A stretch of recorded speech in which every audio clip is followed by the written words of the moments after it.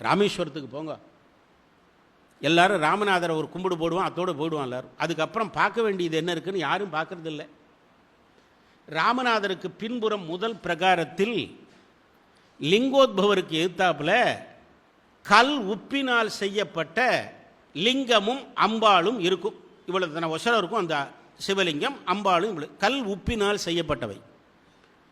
நூற்றுக்கணக்கான ஆண்டுகளாக அதுக்கு அபிஷேகம் ஆறுது, ஒரு உப்பு கூட கரையாமல் இருக்கு. ஏன் தெரியுமா? ஸ்ரீவித்யா எனப்படுகிற நவாவரண பூஜைக்கு விளக்கம் எழுதிய பாஸ்கரராயர் என்கின்ற மகான் ராமேஸ்வரத்துக்கு வந்தார்.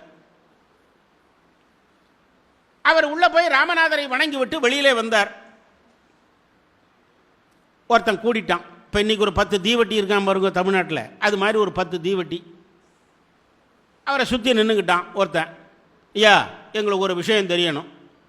என்னப்பான்னார். உள்ள இருக்கிற ராமநாதர் சீதையால் மணலால் பிடிக்கப்பட்டவள், அப்படிதானே? ஆமாம். மணலால் பிடிக்கப்பட்டு விட்டால் ஒரு நாள் ஒன்றுக்கு 5000 6000 லிட்டர் கங்கை தண்ணீர் அதிலே ஊற்றுகிறார்கள். அப்படின்னா மண்ணு கரைந்து போயிருக்க வேண்டும். கரையாம லிங்கம் நிற்குதுன்னா அது எப்படி மணலாகும்? ஏன் இந்த டூப்பு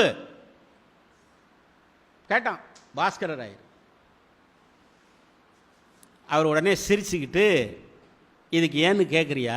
ஆமாம். இப்போ ஓடி போய் ஒரு 4 கிலோ உப்பு வாங்கிட்டு வான்னார். யோ, நான் உங்கள்கிட்ட ஒரு கேள்வி கேட்டால் அதுக்கு பதில் சொல்லாமல் உப்பு வாங்கிட்டு சொல்கிறேன், வாங்கிட்டு வாயா. வாங்கிட்டு வந்தான். நானே வாங்கிட்டு வர தெரியும். ஒன்றை எதுக்காக வாங்கிட்டு வர சொன்னேன்னா, அப்போ தான் நீ என்னத்தையோ ஒரு உப்பை வாங்கிட்டு வந்தேன்னு என்ன சொல்லிவிடுவேன். நீயே வாங்கிட்டு வந்த உப்பு தானே இது? ஆமாம். உன் கண்ணு முன்னாலேயே இந்த உப்பை ஒரு லிங்கமாக நான் வடிக்கிறேன், இதனை ஒரு அம்பாளாக வடிக்கிறேன், ரெண்டையும் தூக்கி அங்கே வைக்கிறேன், கல்லில் வச்சுட்டார். அம்பாளுக்கு மனோன்மணின்னு பேர், சுவாமிக்கு வஜ்ரேஸ்வரர்னு பேர். வச்சாச்சு. இப்போ ஒரு நாளை எத்தனை குடம் தண்ணியை கொண்டாந்து இதில் ஊற்ற முடியுமோ ஊத்துனர். அவனும் ஆயிரக்கணக்கான குடங்களால் அந்த தண்ணீரை எடுத்து அந்த உப்புல ஊத்தினான். இன்று வரையில் அந்த லிங்கம் கரையவில்லை.